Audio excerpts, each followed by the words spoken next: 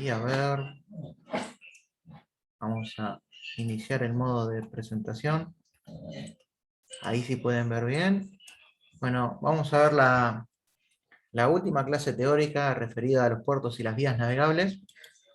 En particular vamos a ver en esta clase lo vinculado a marea, nociones básicas de marea, nociones básicas de oleaje y algunos comentarios y características de las obras de abrigo.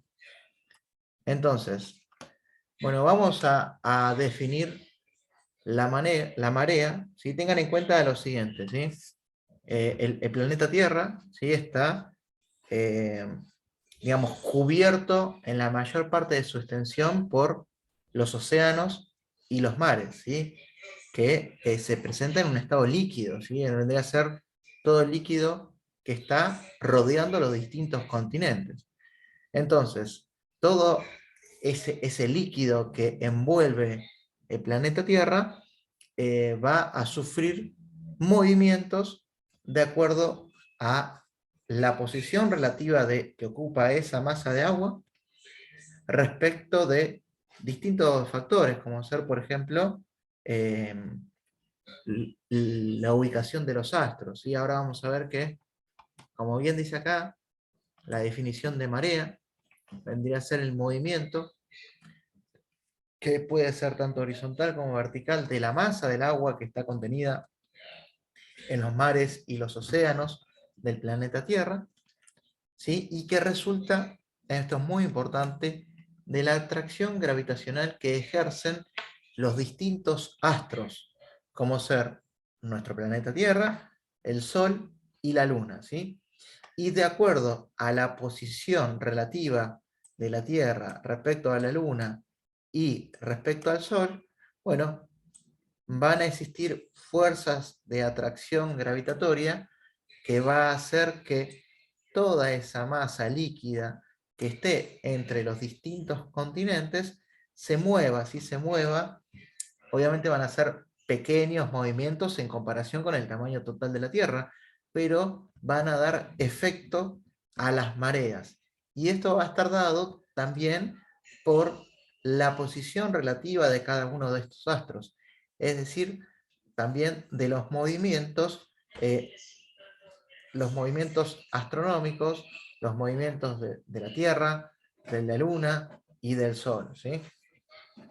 Entonces, en la mayoría de las costas, obviamente el efecto de la marea se va a presentar y tengan en cuenta que ahí es donde, en el caso de tener una obra portuaria, en las costas, es decir, en la zona cercana a los continentes, se van a producir, bueno, en un punto fijo, pleamares y bajamares, es decir, mareas que son bajas y mareas que son altas.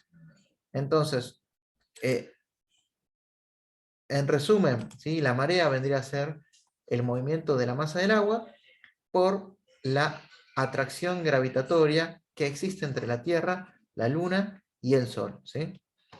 Entonces, ahora vamos a ver que de acuerdo a esta posición relativa, acá podemos ver la posición relativa de la Luna respecto a la Tierra y respecto al Sol, bueno, vamos a tener en mayor o en menor medida esa atracción gravitatoria que va a hacer que hayan mareas de mayor o menor amplitud, ¿sí?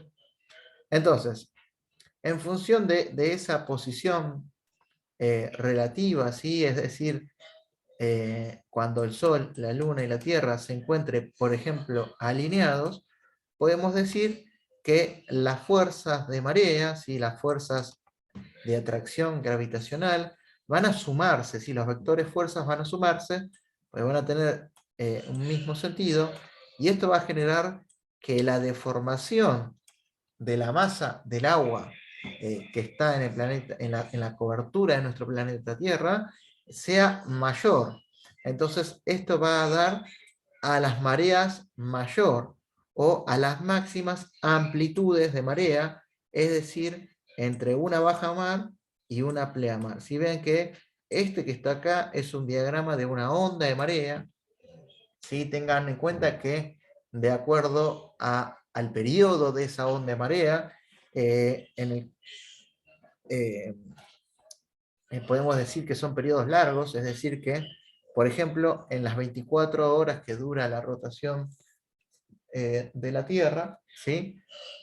Podemos decir de que pueden llegar a haber, por ejemplo, dos pleamares y dos bajamares, ¿sí? Es decir, que cada 6 horas vamos a tener o un pico alto o un pico bajo. Entonces, por eso son ondas de periodo largo, porque vean que eh, son horas, digamos, para pasar de un pico a otro. En cambio, después vamos a ver que, por ejemplo, las olas, o también denominada ondas de viento o debido al viento, son ondas sí, de periodo corto. Entonces podemos decir de que, por ejemplo, las mareas de Sisigia van a ser las máximas o las más altas pleamares y bajamares. ¿Por qué? Porque se suma la acción de la Luna y el Sol alineado con el planeta Tierra. Entonces acá podemos ver una onda de marea y podemos decir de que en esta onda de marea vamos a tener bajamar, pleamar, este vendría a ser el valle, la marea ascendente, la marea descendente, entre dos bajamares tenemos el periodo y la diferencia entre la baja y la plea es la amplitud.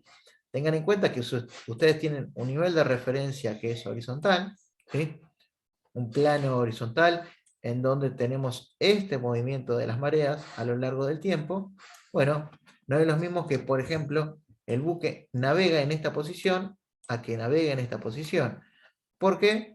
Porque respecto de un fondo fijo, podemos decir de que esta revancha bajo quilla va a ser mayor cuando estemos en presencia de la navegación en marea alta o en pleamar, y va a ser menor cuando estamos en presencia de navegación en baja mar. Y esto es muy importante porque esta variación, por ejemplo, también va a hacer de que esta amplitud, que en el puerto de Buenos Aires ronda el metro, bueno, va a tener que definir en la obra portuaria, bueno, dónde colocar la defensa, ¿sí? Para que el buque pueda operar o pueda atracar cuando estamos en presencia de pleamar o en presencia de bajamar.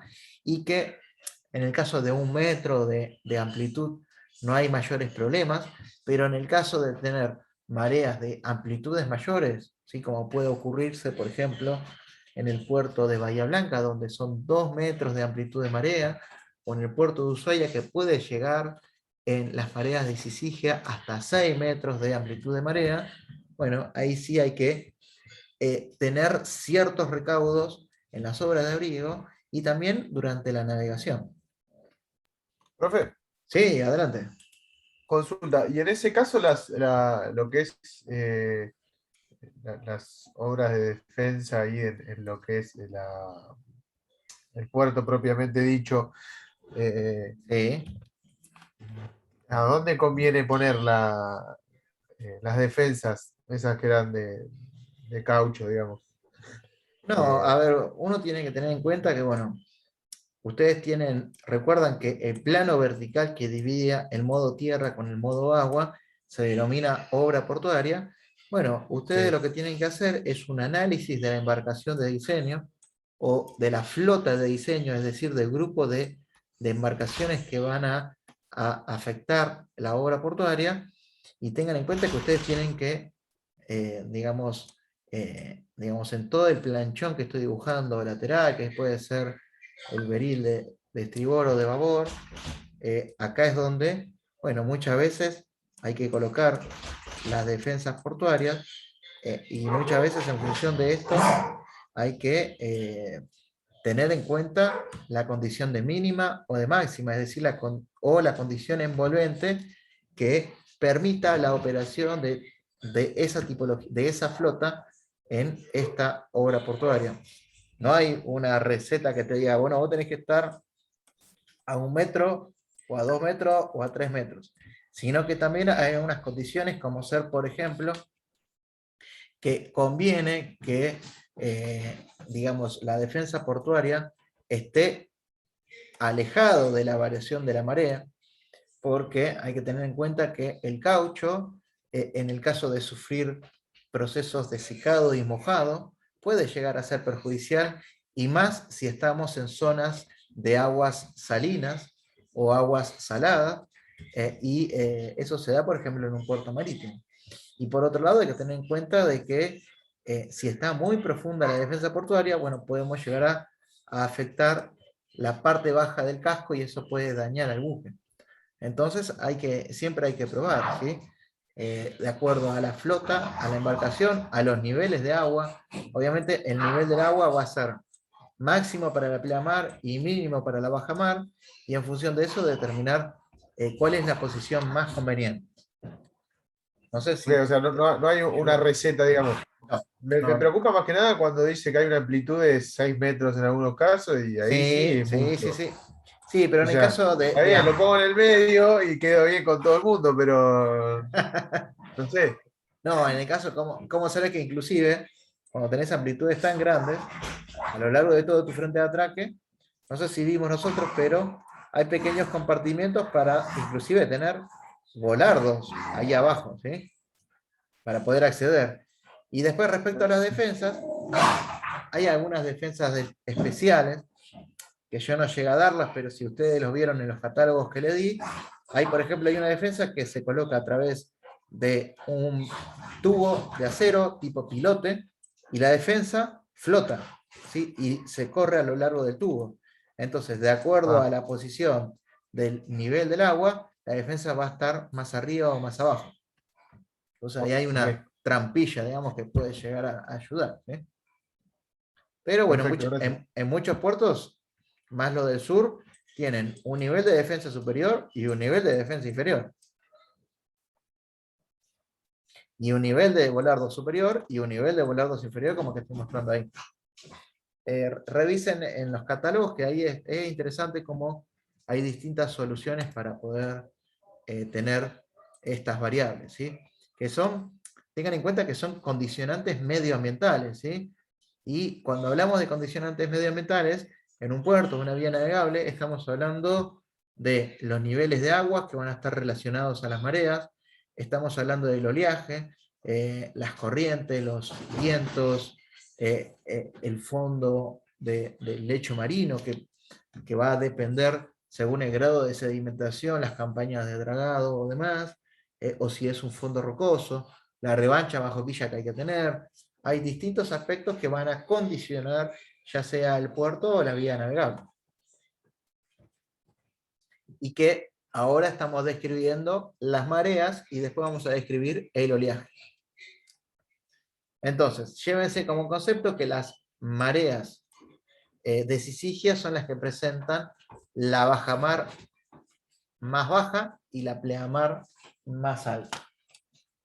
Por otro lado, tenemos las mareas de cuadratura, que también son de menor intensidad que las sisigias, pero también son importantes y se dan cuando la posición relativa de la Tierra respecto al Sol y la Luna es ortogonal, ¿sí?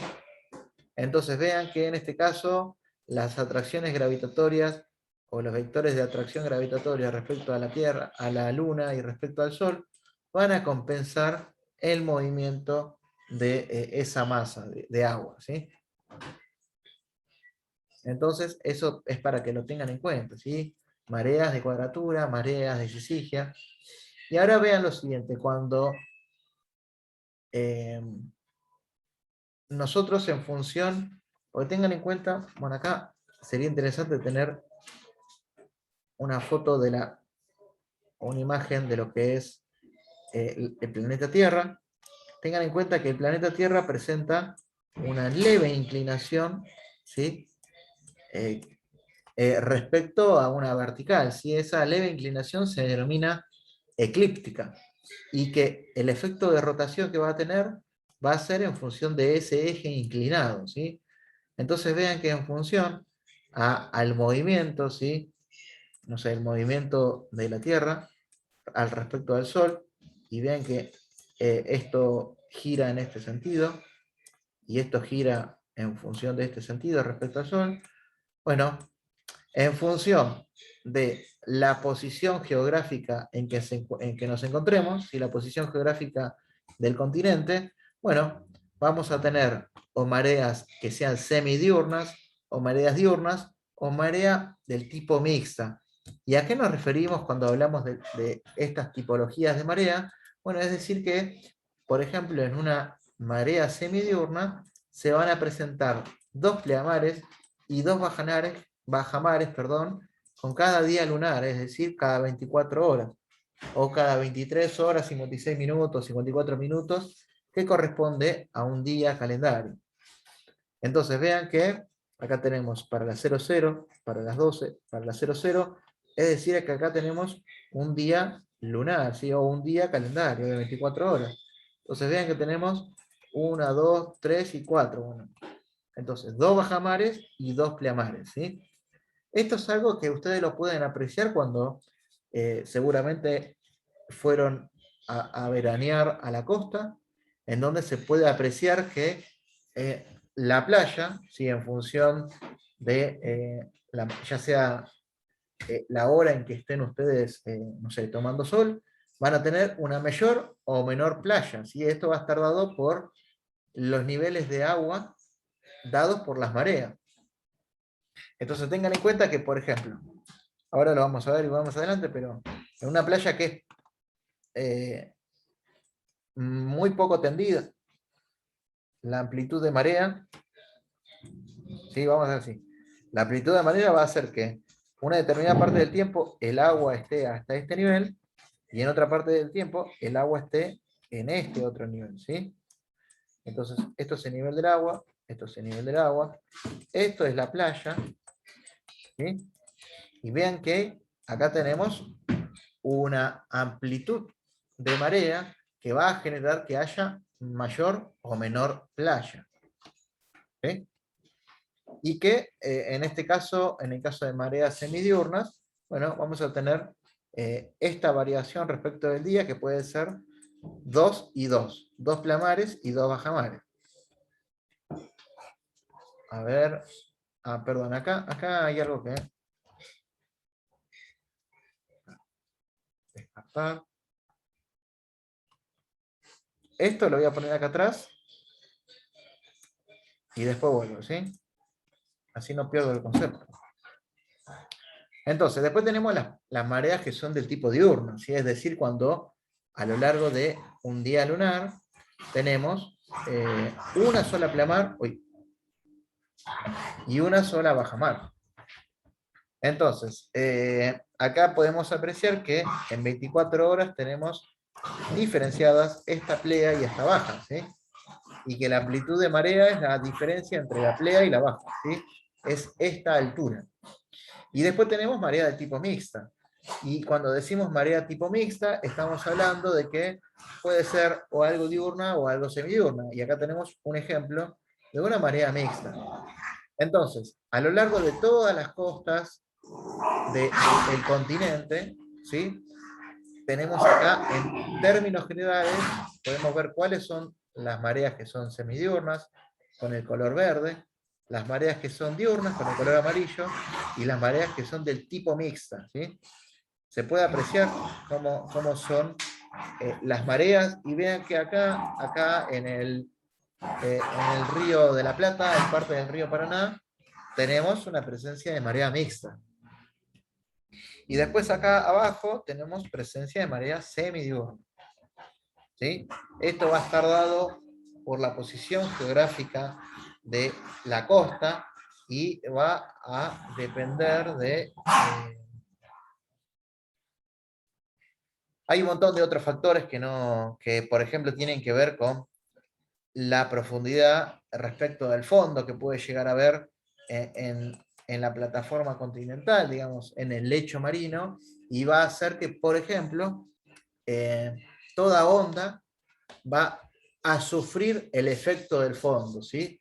El efecto del fondo que cuanto menor o más paulatino es digamos, esa disminución del fondo o esa variación del fondo, la marea va a empezar a comportarse de una forma más extraña, ¿sí? Hay que tener en cuenta que, por ejemplo, en la costa chilena se caracteriza por tener una plataforma continental, digamos, que sea relativamente chica y después pasa a la fosa abisal, es decir que, digamos, más que nada porque está en presencia de las cordilleras, entonces no es tan tendida como por ejemplo en la plataforma marítima que tenemos en nuestro litoral marítimo de Argentina. Entonces va a depender de otros factores, pero acá esto les sirve como para que conceptualmente sepan identificar estas distintas tipologías de marea. Y tengan en cuenta que, a ver, la ciencia que estudia el efecto de las olas en las estructuras o el comportamiento de las olas, el comportamiento de las mareas, se llama hidráulica marítima, ¿sí? Y es una especialidad dentro de la hidráulica.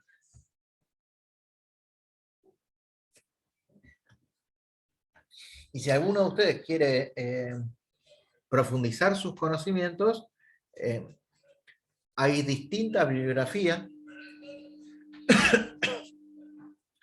que les va a ayudar a entenderlo, ¿sí? Y que la bibliografía de cabecera es, por ejemplo, está el Shore Protection Manual, que se lo reconoce por sus siglas de Shore Protection Manual, que es un libro antiguo que trata de ingeniería marítima. Otro libro que es importante, que es un libro actualizado del Shore Protection Manual, es el SEM. El SEM, que viene de las siglas de Coastal Engineering Manual, también es un manual de ingeniería de costas que también sirve y que se utiliza. Después, por ejemplo, el manual de puertos o de chileno también tiene un resumen que a mí me gusta recomendarlo en esta cátedra, que es que vemos nociones de hidráulica marítima, nociones de marea y nociones de oleaje, y realmente es un compendio bastante resumido que le sirve como para introducirse en la temática de, de hidráulica marítima, ¿sí? Entonces, volvamos para atrás y veamos, por ejemplo, esto que me faltó, que son las mareas de perigeo y apogeo. Y esto va a estar dado porque la Luna, ¿sí? ¿Sí? La rotación de la Luna alrededor de la Tierra es en forma elíptica. Entonces, eso va a dar que en función, digamos, de el lado de la elipse en donde estemos, el lado menor y el lado mayor, ¿sí? Vamos a tener mareas o una amplitud de marea mayor o perigeo y una amplitud de marea menor o apogeo, ¿sí? Entonces, esto va, cuando hablamos de mareas de perigeo y apogeo, corresponde en función a la posición relativa de digamos, la rotación elíptica que tiene la Luna respecto a la Tierra, y cuando hablamos de cisigia y de cuadratura, es referido a la posición entre la Tierra, el Sol y la Luna. Entonces,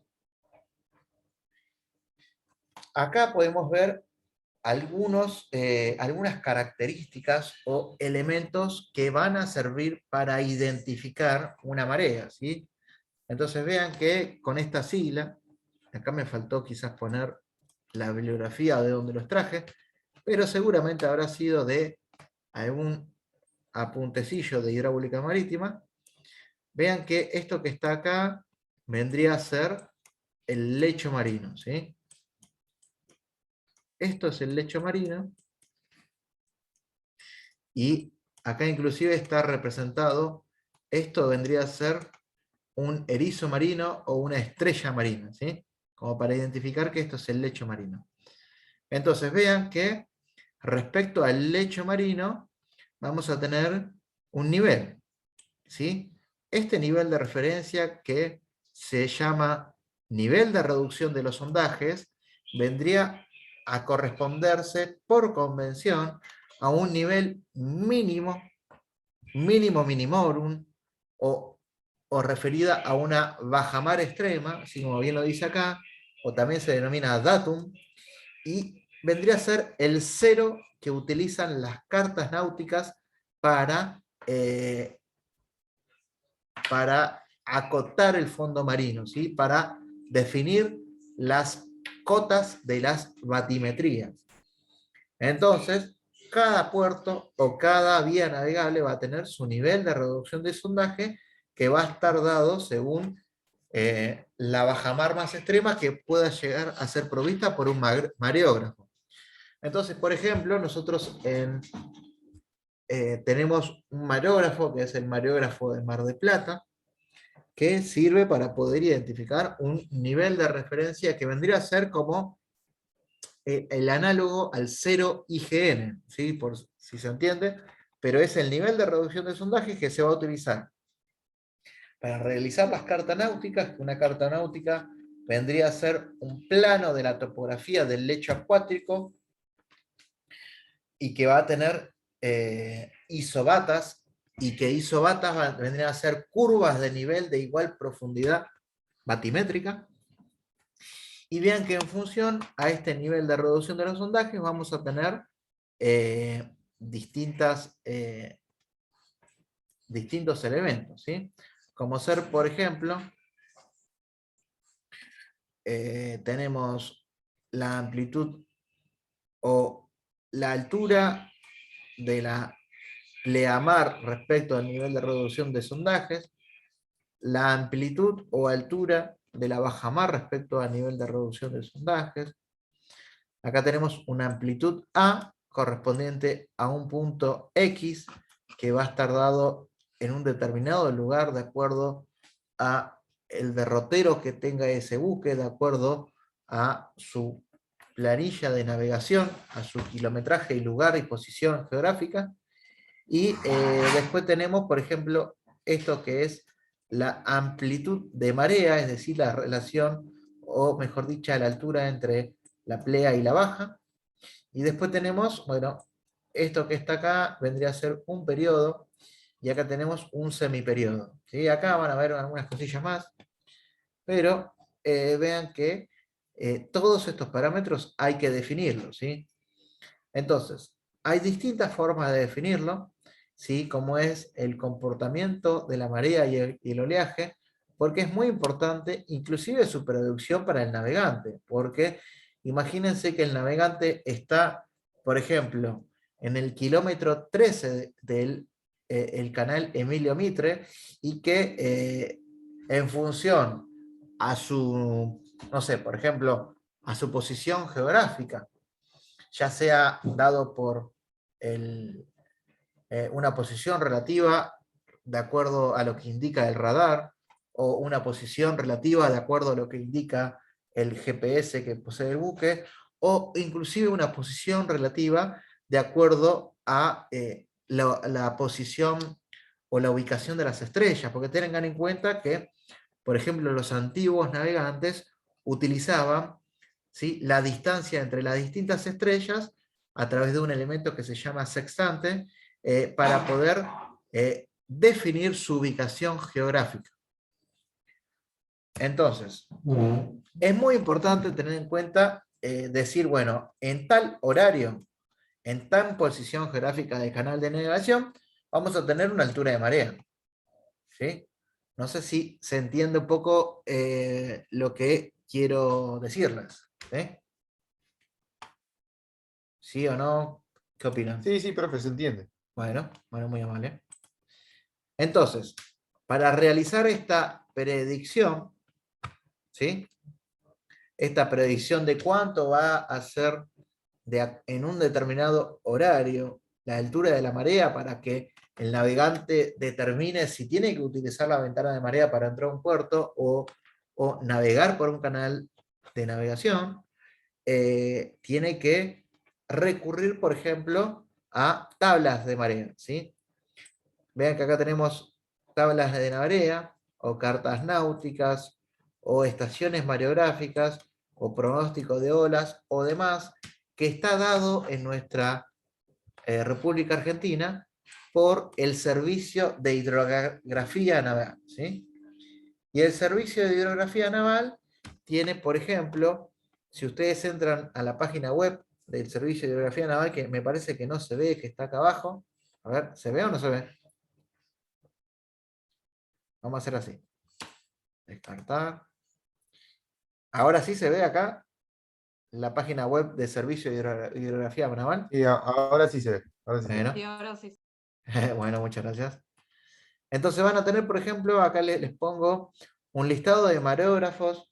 Vean que tenemos un mareógrafo no sé, en la estación San Fernando, la estación Puerto de Buenos Aires, a la altura de Palermo, en el muelle del Club de Pescadores que está frente al Aeroparque, en La Plata, en Mar del Plata, en distintos lugares. Y en cada mareógrafo se va a tener, se van a tener registros de los niveles de marea. Y en función a esos registros de niveles de marea, uno puede hacer una predicción. Entonces, los datos obtenidos por un mareógrafo, ¿sí?, va a dar una serie de alturas del agua en función del tiempo, ¿sí?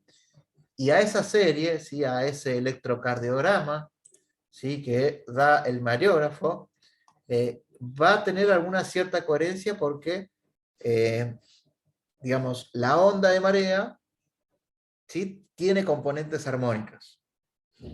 Y esas componentes armónicas se pueden expresar mediante una fórmula matemática, o mejor dicho, mediante una serie matemática que corresponde a una serie de Fourier, ¿sí?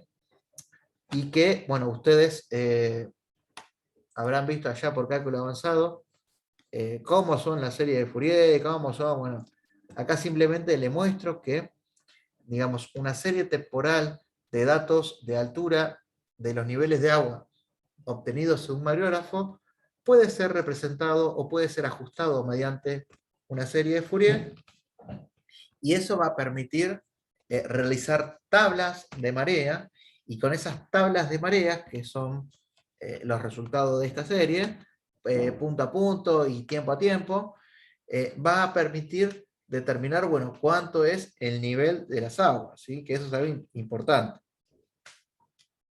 Entonces, no me voy a detener a calcular los componentes de esta serie, pero tengan en cuenta que hay distintos parámetros como ser amplitudes de marea, frecuencias, ángulos de fase y demás cuestiones que terminan siendo así. Vean que lo que se trata de hacer con esta serie es determinar distintas componentes de marea, ¿sí?, para poder separarlas y poder hacer la suma armónica de una y otra. Y esto, la suma armónica de todas estas componentes de marea, va a dar la marea real, ¿sí? A ver si tengo una foto de la marea real. Ah, no lo tengo. Y esa es la que está en, por ejemplo, en las planillas de el Servicio de Hidrografía Naval. En la facultad, por lo general, ahí hay unos libros, son unos libros que son anuales, no sé en la facultad de qué año estará, pero hay uno de los libros que es un ejemplar de un manual, de un anuario de marea, ¿sí? Un anuario de, no sé, del año 2020, de la altura de marea a lo largo de todo el año calendario.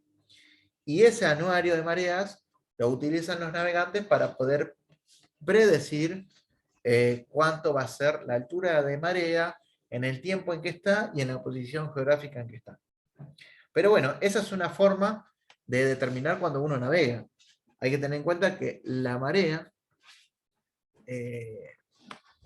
digamos, puede realizar estas series armónicas que el Servicio de Hidrografía Naval se encarga de realizarlo para poder directamente después discretizarlo en los anuarios de marea. De marea mucho más no hay para decirle. si ustedes están interesados, les puedo asesorar con la fuente de información. Y pasamos al oleaje, ¿sí? Hay que tener en cuenta que el oleaje vendría a ser una onda, ¿sí? Como una marea, pero es de un periodo corto, ¿sí?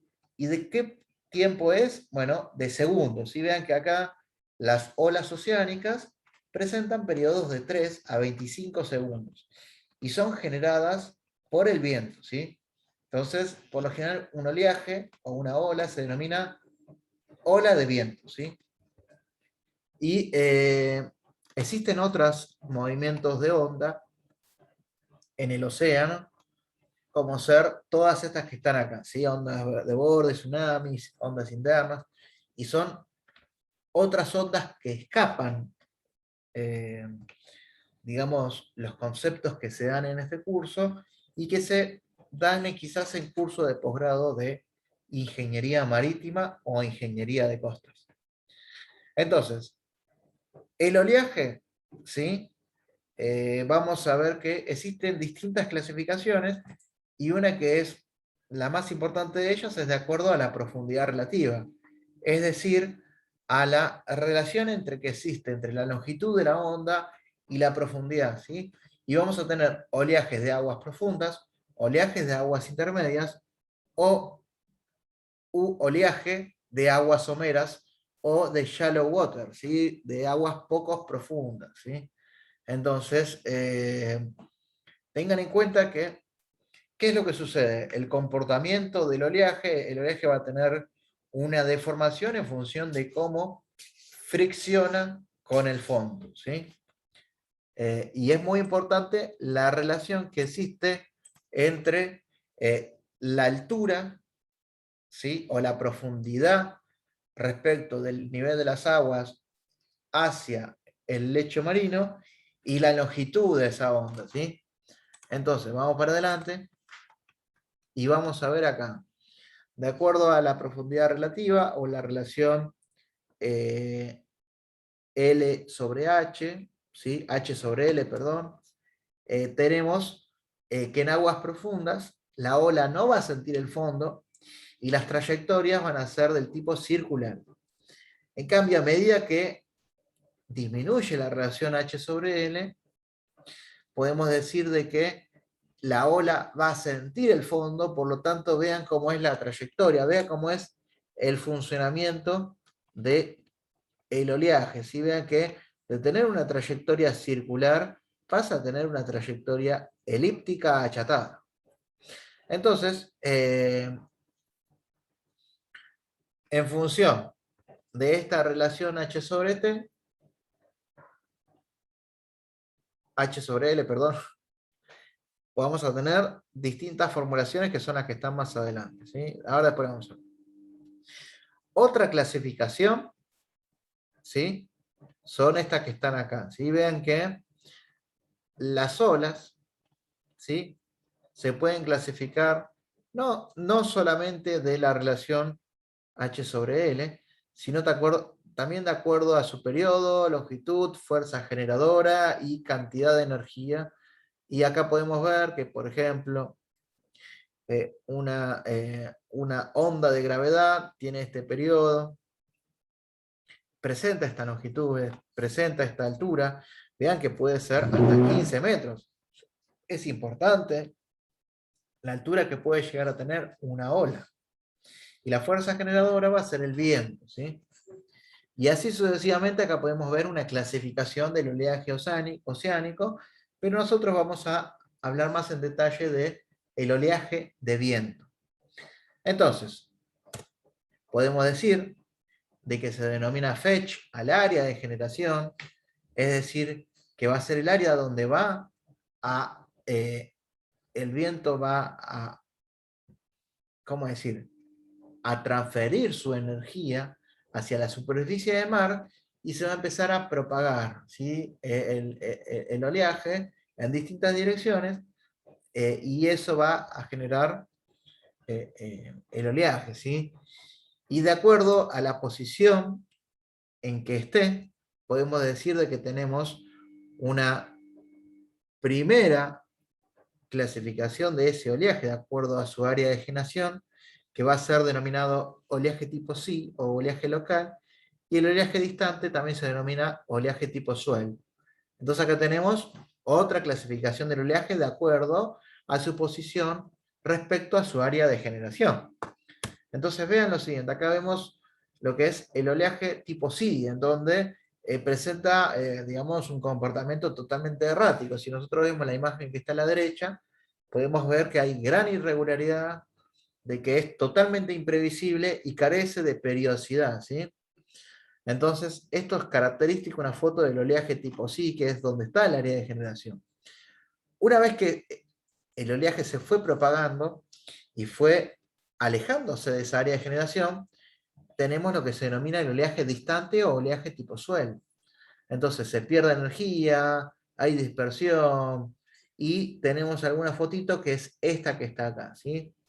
Se puede ver acá una foto de un oleaje tipo swell en donde presenta una periodicidad, presenta una regularidad, y no hay direcciones tan dispersas, sino que vean que las direcciones presentan un determinado vector de dirección que está bastante alineado.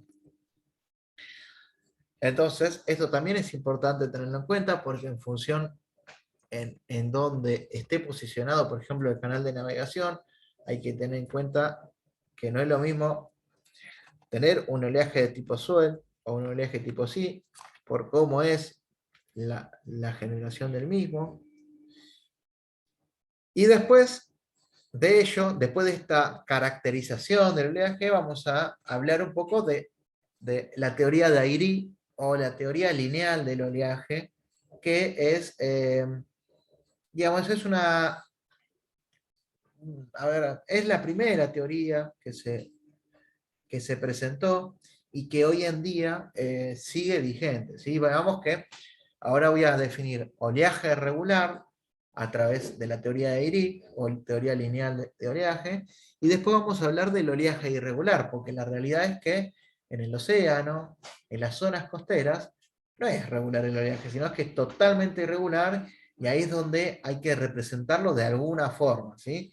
Y se utilizan métodos probabilísticos para poder determinar, bueno, cuánto es la altura de un oleaje.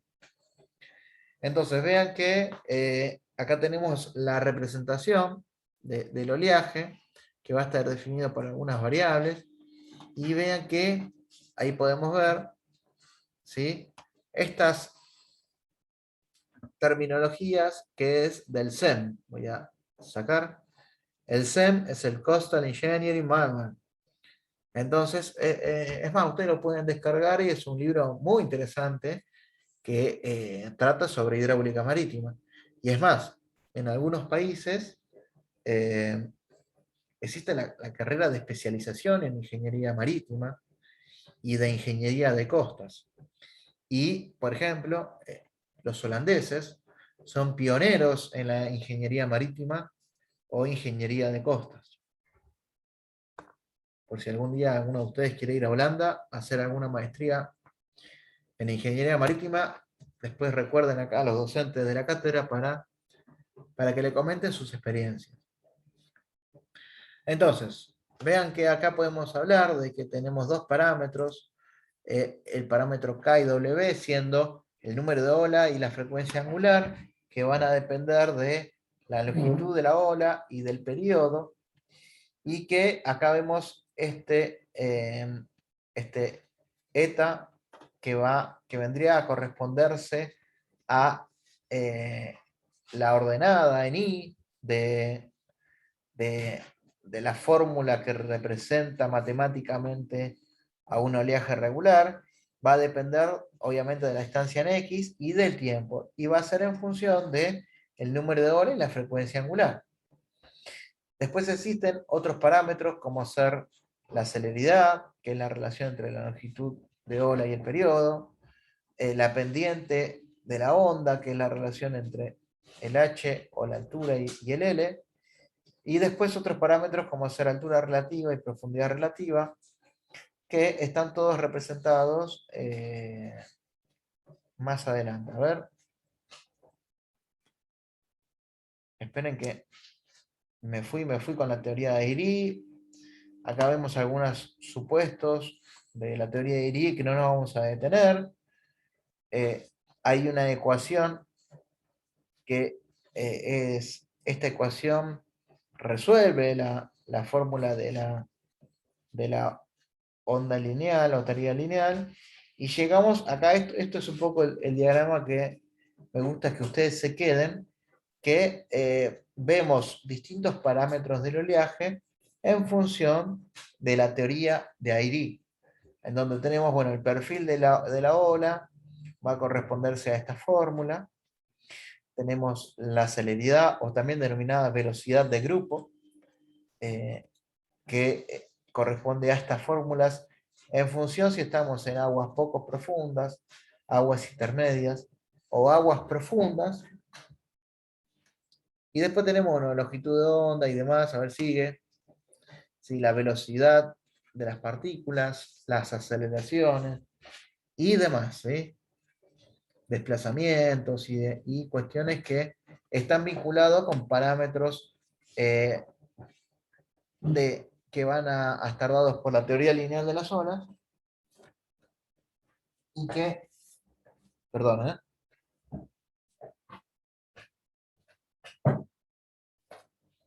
ahí está. Y que es importante que ustedes sepan que vean qué interesante cómo hace la diferenciación entre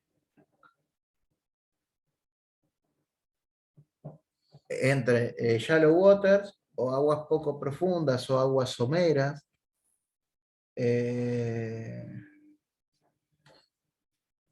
Que vean que la relación D, en este caso D, pero es profundidad L sobre L, longitud de onda, es 1 sobre 25, y en aguas muy profundas es D sobre L menor a 1 medio. En función de eso, vean que las fórmulas varían. ¿Y por qué varían las fórmulas? Porque vamos para atrás, pasa esto que está dado en esta diapositiva, ¿sí? Es decir que la trayectoria, ¿sí?, es circular en aguas profundas y es elíptica achatada en aguas poco profundas. Y es muy común que ustedes, en función a la relación D sobre L o H sobre L, como quieran llamarlo, D viene de deep en inglés, ¿sí? Vean que las fórmulas son distintas. Inclusive, si ustedes después ven algunas recomendaciones para obras marítimas, también parte de esta premisa, ¿sí? O se trabaja en aguas poco profundas o someras, o se trabaja en aguas profundas. Y ahí se puede ver esta imagen que va a representar cómo es la forma del oleaje, ¿sí? Y tengan en cuenta, esto acá, no, lo que dice la teoría lineal de olas es que una partícula de agua, ¿sí?, va a tener, bueno, perdón acá, pero es una trayectoria circular, ¿sí? Es decir, que la partícula de agua va a estar en el mismo lugar, ¿sí?, cuando viene la ola, ¿sí? Y no se va a mover. Y cuando hay movimiento del agua es porque hay una transformación o hay algo que genera, o por ejemplo, la rotura del oleaje, ¿sí? Entonces, vean que acá tenemos la partícula de las aguas que se mueve respetando esa trayectoria o circular o elíptica según la relación de sobre L que exista. Hay que tener en cuenta que la teoría lineal de olas o la teoría de Airy es, digamos, es antigua, sí data de 1800 por ahí, y que existen otras teorías más modernas que son las teorías no lineales, y que describen de alguna mejor forma la superficie libre del oleaje. Algunas teorías son las que vemos ahí, la teoría de olas de Stokes, la teoría de ola senoidal y la teoría de la onda solitaria. Y que eso también se escapa de los contenidos de este curso. Sepan que más allá de la teoría lineal de olas, existen otras teorías. Entonces, hasta acá hablamos de oleaje regular, pero la realidad es que en el estado natural del mar, el oleaje es sumamente irregular, ¿sí? Entonces, para ello hay que tener una serie de datos. Los datos del oleaje se los pueden obtener a través de, por ejemplo, una boya del tipo olígrafo, que lo que hace es medir las profundidades o medir presiones o hacer una lectura indirecta para poder determinar este suerte de electrocardiograma que representa a cómo es la forma del oleaje, ¿sí? Entonces vean que acá el oleaje real o del mar natural es, digamos, totalmente irregular, ¿sí? Entonces vean que acá podemos, mediante parámetros estadísticos, obtener valores medios o valores que tengan una determinada probabilidad de ocurrencia, o, y eso va a estar dado en función de la extensión del registro. Mientras más registro se tiene, mayor es la serie de datos, mejor van a ser las aproximaciones o tendencias estadísticas, y mejor se va a predecir cómo es el oleaje en ese determinado lugar. Entonces, acá podemos ver que los parámetros del oleaje irregular de un registro de datos que puede ser dado por una boya del tipo olígrafo, va a presentar, bueno, alturas que sean medias, alturas máximas, amplitudes máximas o mínimas, y en función de esos hay que decir, bueno, tiene que existir algún método de aproximación que sirve para poder discretizar un poco ese comportamiento irregular del oleaje. Bueno, uno de ellos es el método espectral y otro es el análisis de ola a ola. Entonces, ¿qué es lo que hace el método espectral? Acá vemos un poco esto, ¿sí? Entonces, el oleaje no es previsible. Es todo lo contrario a la marea, porque la marea es armónica, ¿sí? Y puede ser representado fielmente por una serie de Fourier. Pero en este caso no, entonces hay que tener en cuenta leyes del tipo probabilístico. Y de ahí es donde surgen algunas cuestiones como ser variaciones de nivel medio del mar, que corresponde a este promedio, periodo medio del mar, que va a corresponder a este promedio, y altura medio del mar. Y después, en función a las probabilidades de ocurrencia, vamos a tener, por ejemplo, la altura máxima, que es la altura que se detecta máxima en un determinado registro o una determinada serie de datos. La H1 medio, que corresponde al promedio del 50% de las salas más altas. H1 tercio, que corresponde al 33% de las olas más altas. H1 décimo, que corresponde al promedio del 10% de las olas más altas.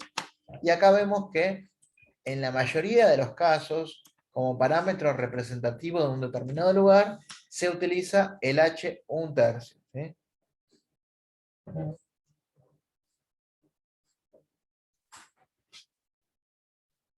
Entonces, el H1 tercio, vamos a ver lo que se va a denominar altura de oleaje significativo, y hay que tenerlo en cuenta, ¿sí? Hay que tenerlo en cuenta para los parámetros de cálculo, ¿sí? Entonces, después vamos a ver que en las fórmulas empíricas, por ejemplo, para diseño de obras de abrigo, se utiliza la altura de oleaje significativa o el H1 tercio, ¿sí? Entonces, y que depende de parámetros estadísticos, ¿sí? O probabilísticos. Después, una vez que se determina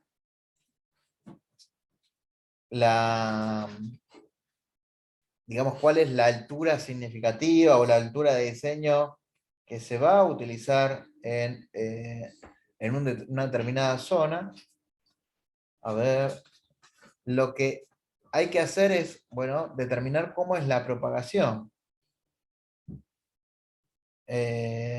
Entonces, ¿qué es lo que sucede? Vean que acá hay algo que es muy interesante, que dice que a medida que el oleaje se acerca a la costa, el efecto del fondo empieza a sentirse, ¿sí? Cada vez es peor, ¿sí? Como que más.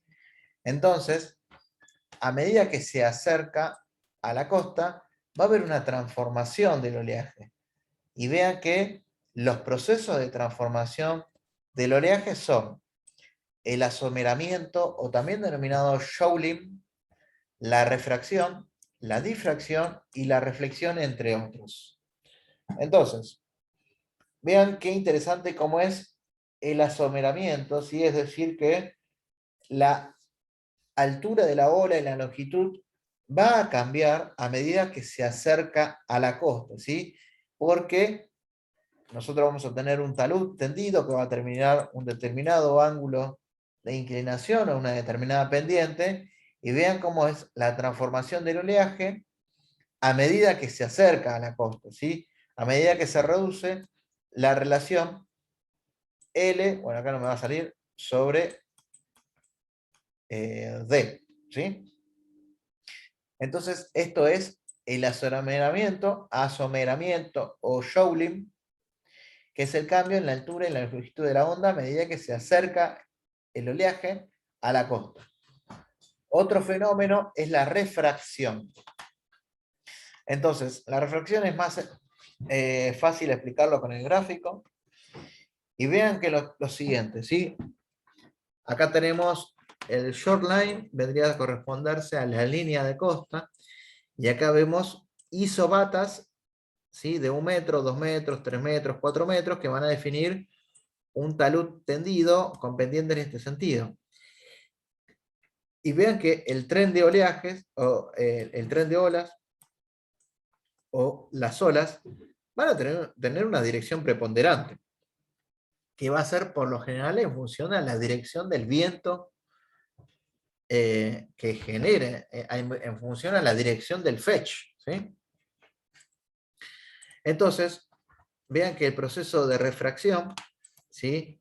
Esto se estudia en la parte de física que tiene que ver con la parte de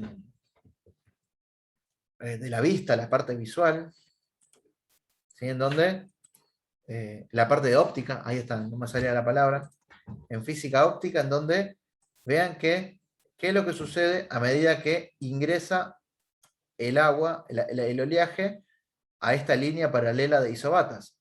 Bueno, vean que va a producirse un desvío del vector de la ola, producto de que va a refractar sobre la línea de isobata, ¿sí? Como por la costa va a generar que el oleaje tienda a curvarse en un determinado sentido, ¿sí?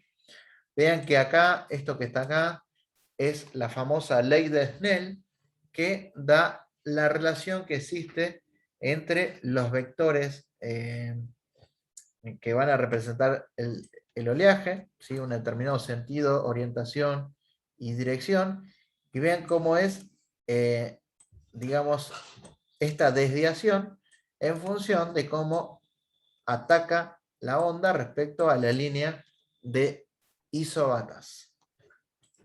También es un proceso de transformación del oleaje, producto de que se siente el fondo.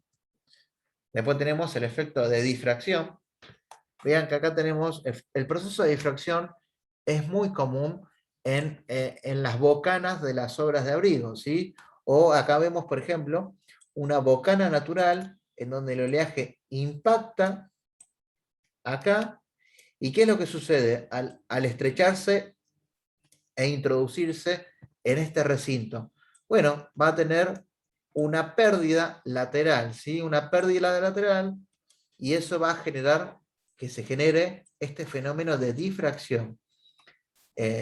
Entonces, esa pérdida o esa expansión lateral de la energía está dado por este fenómeno de difracción, que también es un concepto de la física óptica. Entonces acá vemos una imagen del Shore Protection Manual, en donde tenemos la línea de costas, y vean que si hay un breakwater que corresponde a una obra de abrigo, un rompeolas, ¿sí? Vean que el rompeolas va a romper el oleaje en este sentido, y acá el oleaje va a continuar, pero va a tener una pérdida de energía lateral que va a estar dado por la difracción. Y hay ábacos de difracción, no los puse acá, pero que permiten determinar en función de la relación D sobre T y en función al tipo de ángulo de incidencia del oleaje, para decir, bueno, la ola difractada va a ser un porcentaje respecto de la ola incidente. Bueno, después acá me faltó la reflexión, pero yo creo que todos ustedes deben saber cómo es la reflexión del oleaje.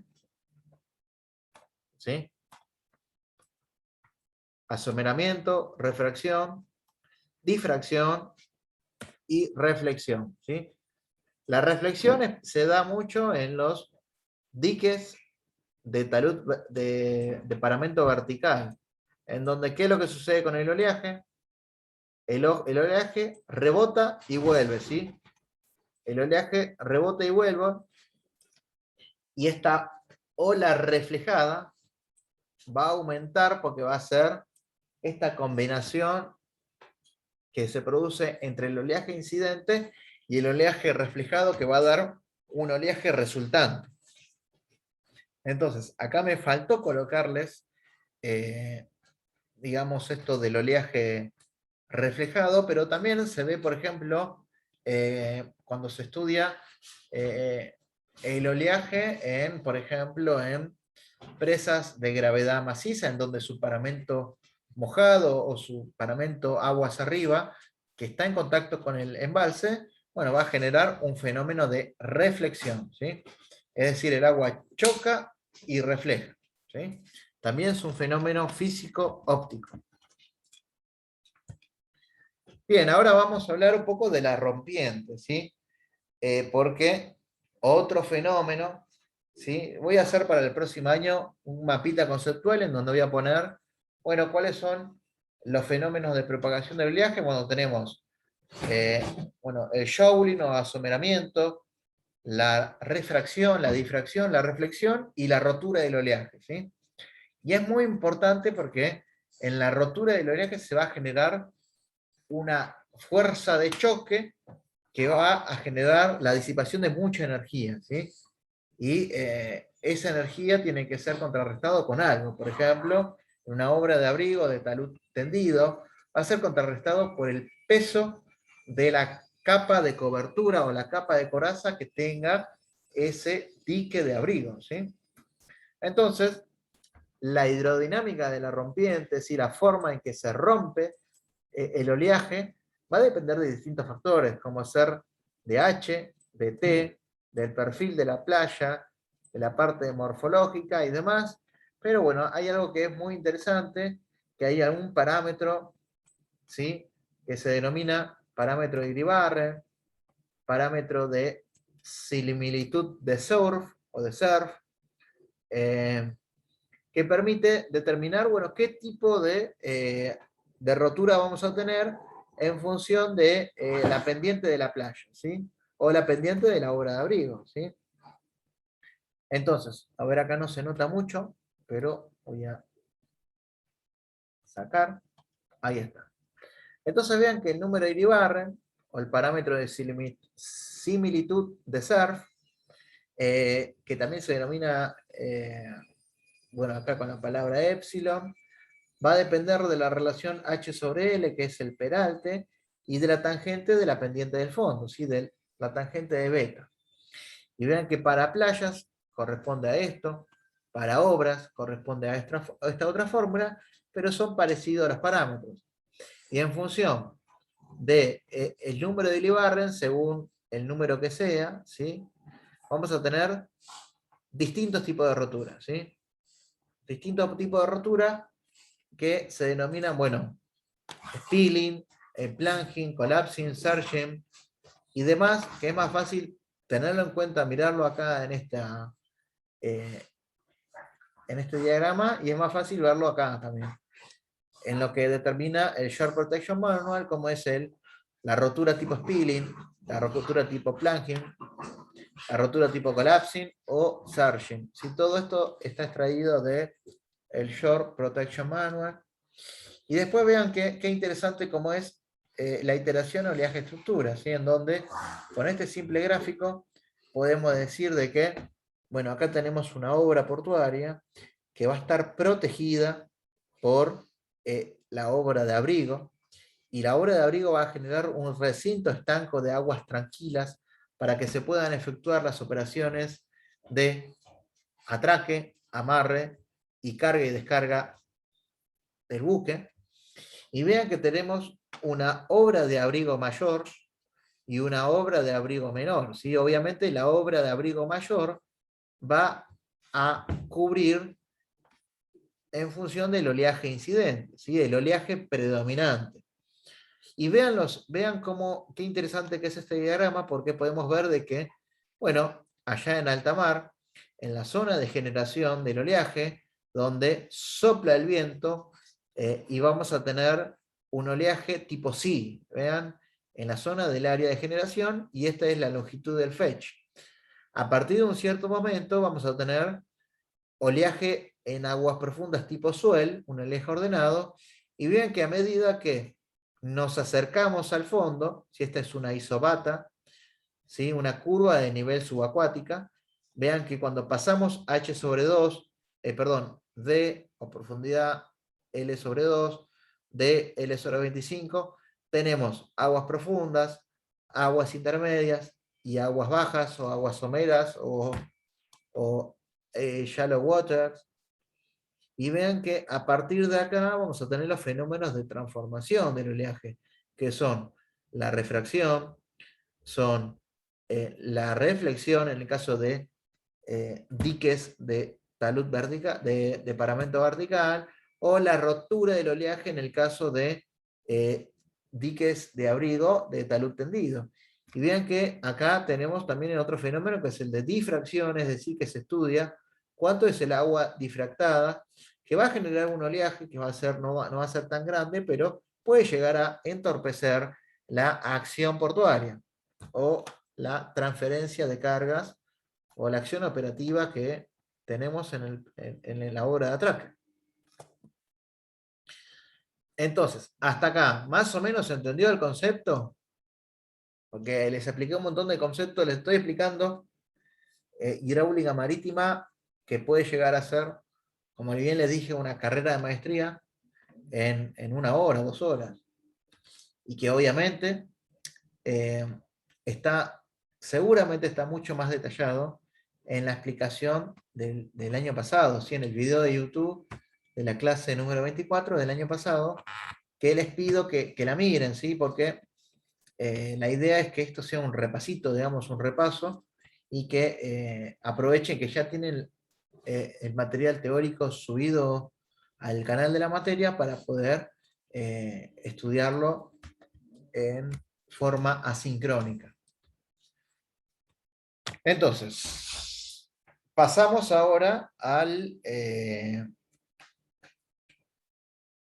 continuamos con la iteración o la eje estructura, pero vamos a hablar de lo que vendría a ser en una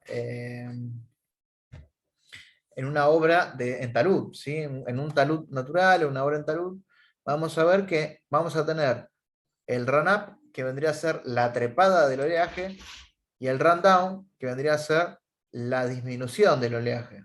¿Sí? Vean que acá tenemos que el oleaje cuando rompe, o puede subir y trepar por la obra de abrigo, o puede bajar, ¿sí? Entonces, saber determinar el run-down y el run-up va a permitir decir, bueno, la cota de coronamiento de la obra de abrigo y la cota inferior a la cual tengo que tener la coraza exterior, por ejemplo. Entonces acá vemos, por ejemplo, esquemas de run down y run out, ¿sí? Lo que baja y lo que sube. Y lo que sobrepasa, el caudal que sobrepasa se denomina overtopping.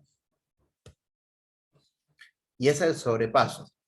Y que muchas obras de abrigo se dimensionan para que exista un cierto sobrepaso.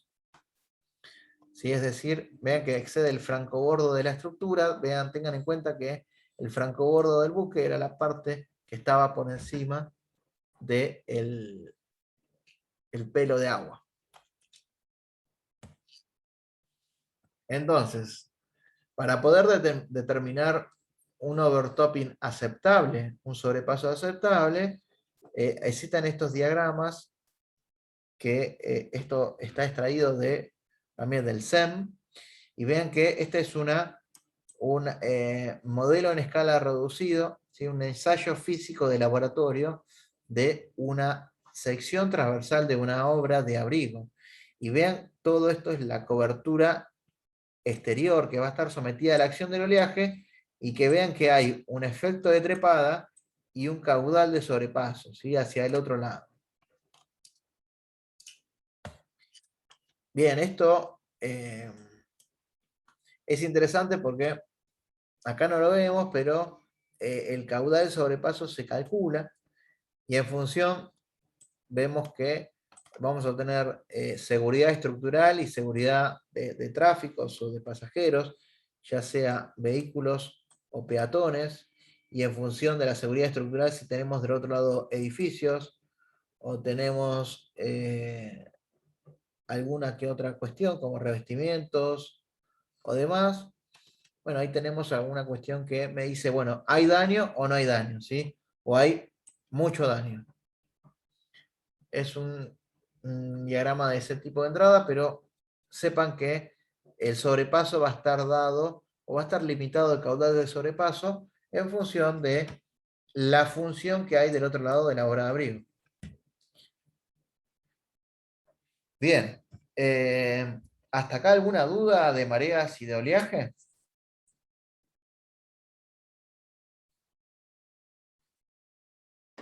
No, profe, por el momento no. Igualmente, como dijo, vendría bien el mapita conceptual ese que dividimos, porque son muchos conceptos uno atrás del otro Sí, sí, son o muchos, sea, muchos no conceptos. son difíciles de entenderlos, pero bueno, mucha cantidad. Sí, yo creo que después del manual de obras portuarias de Chile, eh, la parte que trata sobre nociones de hidráulica marítima, eh, resume en algunas, bueno, igual lo resume en 100 páginas, pero todo esto que vimos lo resume en 100 páginas y es de fácil lectura, les va a resultar amena, digamos, y pueden llegar a, a entender mejor. ¿Sí? Una vez que ustedes entienden un poco los conceptos de hidráulica marítima, pasamos a diseñar las obras marítimas. Y la obra marítima por excelencia es la obra de abrigo, que vendría a ser una obra que sirve para generar un recinto estanco de aguas tranquilas, ¿sí? O un recinto de aguas tranquilas, con el fin de que los buques puedan realizar sus operaciones portuarias.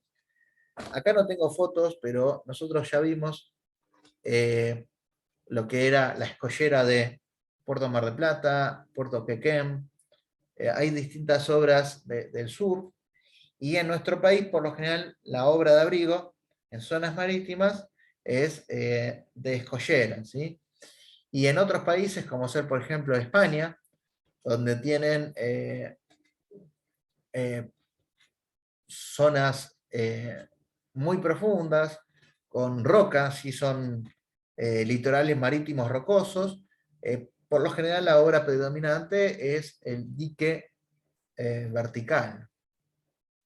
Entonces, por lo general podemos clasificar a las obras de abrigo en tres grandes grupos. Ellos son, por un lado, los diques verticales, los diques en talud o escolleras y los diques mixtos, ¿sí?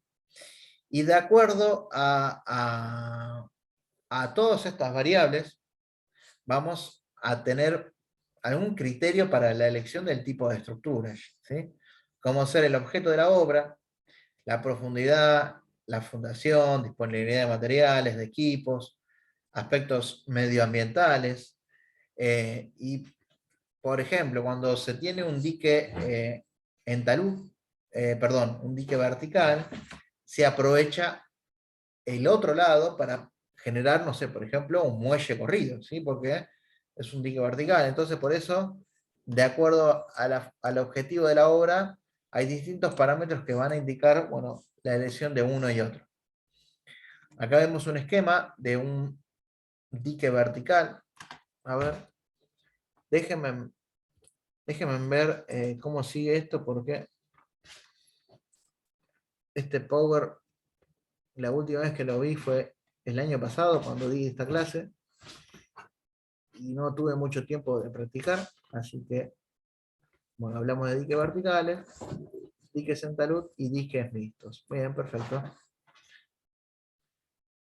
Entonces, básicamente, hay que tener en cuenta que los diques verticales acá están construidos sobre una banqueta de cimentación, ¿sí? Que tengan en cuenta que estos diques verticales se los prefabrican en otro recinto, ¿sí? Se los llevan, por lo general pueden llegar a ser cajones flotantes, que se los llevan hasta su disposición final y después se lo llenan de arena refulada, ¿sí? De material dragado refulado, para que se asiente, ¿sí? Y se lo rellena de arena y después se hace el coronamiento, ¿sí? El coronamiento. Entonces, por lo general se lo prefabrica en un dique seco o en pontones flotantes o demás. Entonces hay que tener en cuenta que se va a requerir de una planta de prefabricación para poder realizar los distintos módulos de estos diques verticales. Los mismos sirven cuando tenemos mucha profundidad, ¿sí? Y cuando tenemos suelos resistentes o portantes. A ver si no me olvido nada más. Bueno, hay que tener en cuenta el efecto de la subpresión, ¿sí? Y el dique va a oponerse a las cargas exteriores por su peso propio, ¿sí? Vendría a corresponderse a, por ejemplo, una presa de hormigón, ¿sí? Una presa de hormigón que es de el paramento aguas arriba vertical. Después tenemos los diques en talud, o también denominado escolleras. Entonces, las escolleras, vean que análogamente a las presas, puede ser una presa de materiales sueltos, ¿sí? En forma análoga, son obras distintas. Y vean que nosotros tenemos el lado exterior, el lado interior o el lado puerto, y acá tenemos la parte más importante de la escollera, que va a corresponderse a la cobertura o coraza que va a permitir que el oleaje rompa y se disipe su energía por la forma rugosa y por los elementos bien pesados que tiene este manto principal o manto cobertor de la escollera. Entonces vean que está compuesto por un núcleo, por filtros, por un manto principal, por el espaldón, que es, por lo general puede ser de hormigón prefabricado, y por otras cuestiones como ser banquetas, matos posteriores y demás. Y vean que acá tenemos otra imagen. El dimensionado de la obra de abrigo se ve en vías de comunicación 2, que lo que se hace es dimensionar el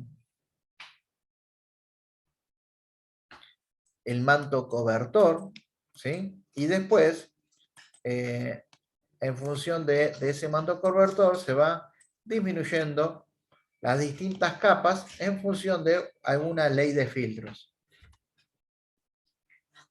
Hay que tener en cuenta que este manto exterior puede ser conformado por rocas o por elementos prefabricados y que hay una tipología de elemento prefabricado que se denomina tetrapodo, que es el que se suele utilizar. No sé si tengo fotos, no tengo fotos de los tetrapodos, después le voy a mandar, y es interesante cómo tiene una forma tal que permite que por trabazón y por peso propio el oleaje rompa, se disipa la energía de la rotura del oleaje y se mantenga el cuerpo estable. Después, por último, tenemos los diques mixtos, que esto es una combinación entre una escollera y un dique de cajones flotantes de hormigón o diques verticales. Y que es una situación intermedia, ¿sí? Tengan en cuenta, por ejemplo, que si tenemos mucha profundidad, ¿sí? Una obra en escollera va a tener una extensión en planta muy grande, ¿sí? Muy ancha. Entonces, cuando aumenta la profundidad, hay que ir a una solución intermedia, como ser un dique mixto, o hay que ir directamente a un dique de paramentos verticales. Bien. Hasta acá más o menos es un resumen de lo que es la clase cuarta de puertos y vías navegables, la parte teórica. Y no sé si tienen alguna duda de la teoría.